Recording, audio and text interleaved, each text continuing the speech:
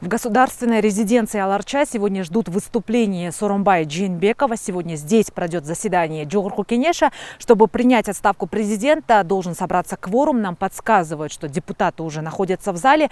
Время 10:30. Президент еще не приехал. После официального выступления Жээнбекова парламент должен принять постановление. Однако нам подсказывают, что голосования не будет, а каким образом будет проходить само заседание, пока неизвестно. Готовность номер один. Лидера страны ожидает аппарат президента. Отдельные депутаты даже вышли из зала, чтобы лично пожать ему руку. Госохрана дает сигнал: безопасность обеспечена. Красную ковровую дорожку расстелили прямо до улицы. Некоторые фотокоры, операторы вынуждены были даже сесть на корточки в поисках лучшего ракурса. Объективы камер направлены на парадный вход. С минуты на минуту в зал Энисай войдет Сооронбай Жээнбеков. И вот сотрудник госохраны дает сигнал. Несколько секунд, и они уже у входа. Жээнбеков пришел не один. Рядом с ним Садыр Джапаров и Канатбек Исаев. Кыргыз Республикасынын президенти Жээнбеков Сооронбай Шарипович.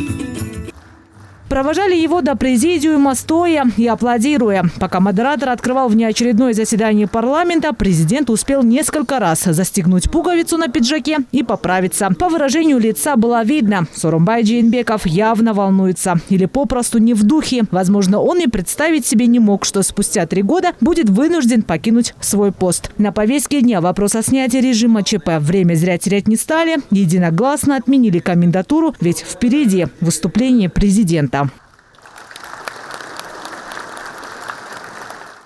2017 жылы президентке аттанганда берген негизги убаларымды аткаруу ушул 3 жылдык эмгегимдин өзөгүн түздү. В сложное для страны время я пытался сделать все, чтобы ситуация восстановилась. Для меня жизнь и здоровье каждого соотечественника дороги. Я принял решение уйти. Общественность по-разному восприняла это решение. Правильное оно или нет, покажет время и история. Передо мной стояло много задач, в частности, строительство железной дороги Кыргызстан-Китай. Мы работали в этом направлении. Проект начал реализацию. Эта дорога необходима нам как воздух, и я хочу, чтобы проект был до конца реализован. Я прошу прощения у народа. Это последняя речь Жээнбекова в качестве президента. Впрочем, выступление это слушали не все. Кто-то перешептывался, некоторые отвлекались на телефон, отдельные вовсе успели вздремнуть. Но после слов благодарности зал начал аплодировать. Далее со своей речью выступил Канатбек Исаев. Он заявил, что отказывается исполнять обязанности главы государства. Это значит, полномочия переходят Садыру Джапарову. Кыргыз Республикасынын президенттин милдетин аткаруу укугунан баш тартам. Сөз Кыргыз Республикасынын премьер-министри мындан ары президенттин милдетин аткара турган Садыр Нуркожоевич Жапаровичке берилет. Мамлекетте 3-чү жолу төңкөрүш болду деген сөздү калтырбай.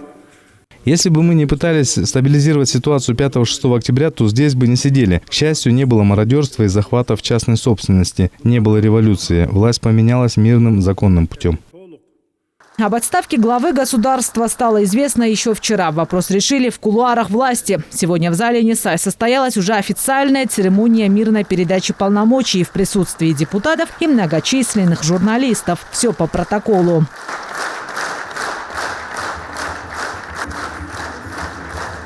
Сооронбай Жээнбеков покинул заседание Жогорку Кенеша под аплодисменты. Провожали уже экс-главу государства всем залом. Вышли за ним аппарат, депутаты и СМИ. Закрыли двери, собрали ковер, очистили дорогу. Заседание продолжилось без Жээнбекова в рабочем порядке.